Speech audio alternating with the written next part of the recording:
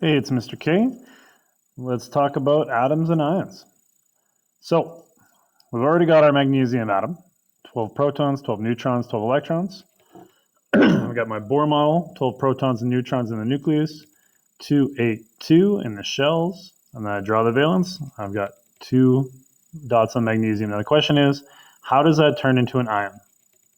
Now by definition, an atom has protons equaling electrons, and an ion has a different number of protons than electrons. So the question is, what happens? Well, I've got my magnesium with its 2 dots. Now for magnesium to become stable, what's going to happen is those 2 electrons, they're going to be lost. They're going to be transferred to something somewhere. We'll talk about it when we talk about ionic bonding, for example. We're going to lose those 2 electrons. So now I'm going to kind of work my way in reverse.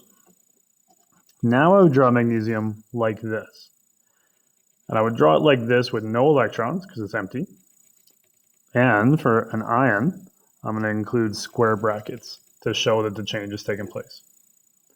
Now with the Bohr, the nucleus stays the same. The only thing I've lost are electrons. And I lost those 2 electrons. So the only thing that changes here is now I've got no electrons in this outermost shell.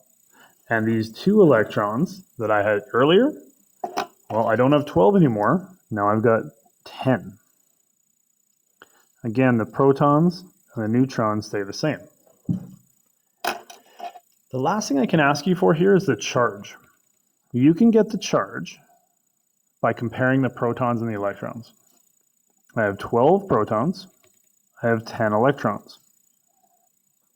You can see the difference between them is 2, and I have more positives. So the last thing you want to do here is include magnesium as having a charge of 2 plus. And now I'm done. Protons, neutrons, electrons, or Lewis. Make sure to include your closed bracket and your charge, please. Okay, next up, let's look at a chlorine atom and chlorine ion. All right, so I've already done the chlorine atom for you here, and I've got this many dots. Now with magnesium, we had 2 out of 8. It was easier to lose 2 than it was to gain 6. But that's no longer the case with chlorine. Now we have 7 out of 8 electrons. So it's easier for chlorine, instead of losing 7, it's easier to gain 1. So the things that are going to change is this outer shell and the total number of electrons. So working my way backwards again, instead of having 7 dots, I have 8. Use my square brackets to represent the change. My Bohr model, the nucleus stays the same. 2 electrons in the first, 8 electrons in the second.